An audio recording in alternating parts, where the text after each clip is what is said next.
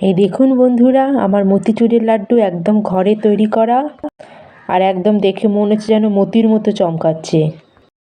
1 cup ছোলার ডাল দিয়ে যদি 1 কেজি মতিচুরের লাড্ডু কম খরচে যদি ঘরেই তৈরি করা যায়, তাহলে দোকান থেকে কেন কিনবেন?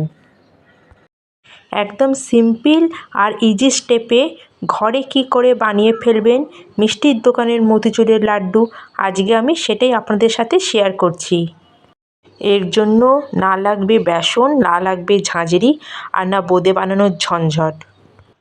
হ্যালো বন্ধুরা, আমি অর্পিতা, আমার চ্যানেলে আপনাদের সকলকে স্বাগত। এখানে আমি নিয়েছি একটা মেজারিং কাপ। এই কাপের আমি 1 কাপ ছোলার ডাল নিয়েছি। যে ছোলার ডাল আমরা ঘরে ডাল রান্না করি, সেই ছোলার ডালই নেওয়া হয়েছে। পুরো মেজারমেন্টটা আমি এই কাপ ধরেই করব। ডালটাকে আমাদের 3 থেকে 4 ঘন্টা ভিজিয়ে রাখতে হবে। আমার 3 থেকে 4 ঘন্টা ডালটা ভালো ভিজানো হয়ে গেছে।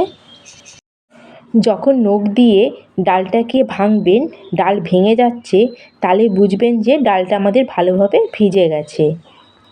এবার পুরো ডালের জলটাকে আমাদের ফেলে দিতে হবে। এখানে একটা গ্রাইন্ডিং জার নিয়েছি। এবার গ্রাইন্ডিং জারের মধ্যে অর্ধেক ডালটাকে দুবার করে দিয়ে আমাদের একদম দরদরা মতো পিষতে হবে। একদম ফাইন পেস্ট বানাবো না, থেমে থেমে চালাবো। একবার চালাবো, দাঁড়াবো, আবার চালাবো, আবার দাঁড়াবো। আর একটা খুব জরুরি কথা হচ্ছে, এখানে কোনো জলের ব্যবহার করব না। আমার পুরো ডালটা গ্রাইন্ড করা হয়ে গেছে। এতে যদি 1-2টো দানাও থাকে তাহলেও কোনো অসুবিধা নেই। অল্প পরিমাণে এবার ডাল নিয়ে আমরা যেরকম ডালের বড়া বানাই, ঠিক ওরকমই বড়া করতে হবে, চ্যাপ্টা চ্যাপ্টা। দেখুন, একটা আমি বড়া করে দেখিয়েছি। এরকম করে আমাদের সব বড়াগুলো তৈরি করে নিতে হবে। এই দেখুন বন্ধুরা, আমার সব বড়াগুলো একদম তৈরি হয়ে গেছে। এবার এটাকে আমি তেলে ভেজে নিচ্ছি। আপনারা এটা ঘিতেও ভাজতে পারেন। এখানে এই বড়াগুলোকে আমরা বেশি ভাজবো না, হালকা গোল্ডেন কালার চলে আসলেই আমরা বুঝবো যে এটা আমাদের হয়ে গেছে। আমার 1 পিঠ হয়ে গেছে। এবার আরেক পিঠ আমি উল্টে দিচ্ছি। আমার বড়াগুলো সব ভাজা হয়ে গেছে। এবার আমি একটা প্লেটের মধ্যে এগুলো সব উঠিয়ে নিচ্ছি।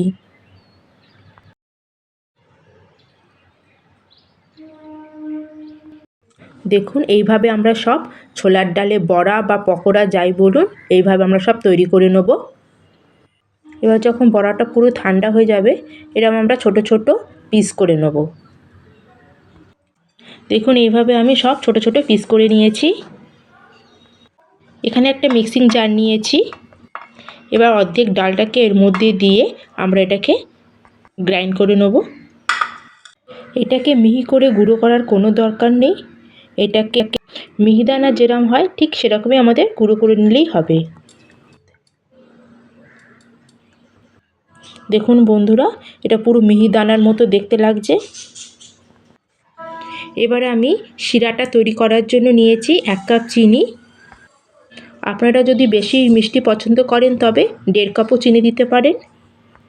আর এর মধ্যে দিয়ে দিচ্ছি আমি 1/2 কাপ জল। এবার এটাকে মিডিয়াম ফ্লেমে চিনিটাকে আমাদের পুরো গলিয়ে নিতে হবে। শিরাটা আমাদের ফুটে উঠেছে। এবার আমি এখানে অল্প পরিমাণে এলাচের গুঁড়ো দিয়েছি। এটাকেও মিশিয়ে দিচ্ছি। এখানে সামান্য পরিমাণে অরেঞ্জ ফুড কালারটা ইউজ করছি। এটা মিক্স করে নিচ্ছি। কত সুন্দর কালারটা এসছে। কালারটা অ্যাড করা পুরোপুরি অপশনাল, ইচ্ছে থাকলে দেবেন বা কালার না দিয়েও বানাতে পারেন। এবার আমি এই স্টেজে অ্যাড করে দিচ্ছি 4 থেকে 5 ফোঁটা লেবুর রস। লেবুর রসটা অ্যাড করলে এটা ক্রিস্টালাইজড হবে না, শুকনো হওয়ার পরে যে ড্রাই মতো হয়ে যায় সেটা হবে না। এই স্টেজে আমরা একটু শিরা হাতে নিয়ে চেক করে নেব যে চ্যাটচ্যাটে ভাব আছে কি না। ব্যাস, আমাদের শিরা একদম রেডি। এবার এই সময়তে আমি গ্যাসটা বন্ধ করব, আর যে দানা তৈরি করে রেখেছিলাম পুরোটা দিয়ে দেবো। এটা গ্যাস বন্ধ অবস্থায় আমাদের এটাকে ভালো করে হালকা হাতে এটাকে আমাদের মিশিয়ে নিতে হবে।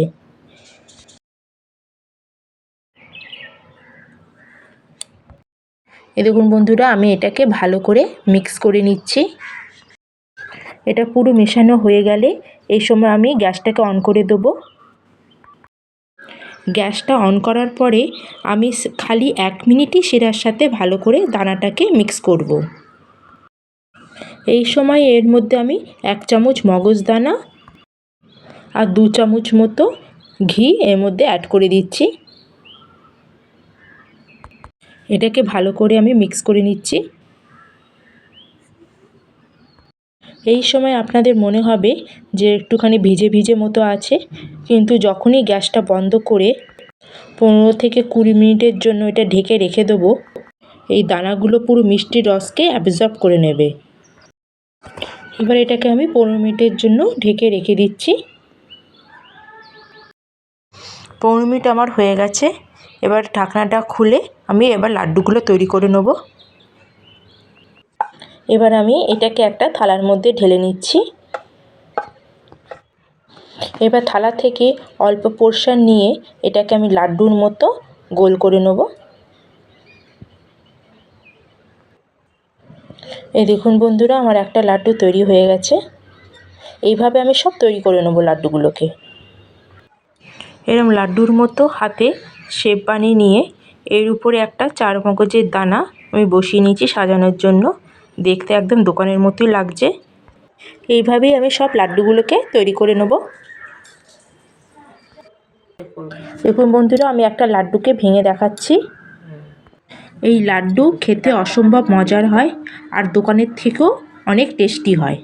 ঠিক আছে,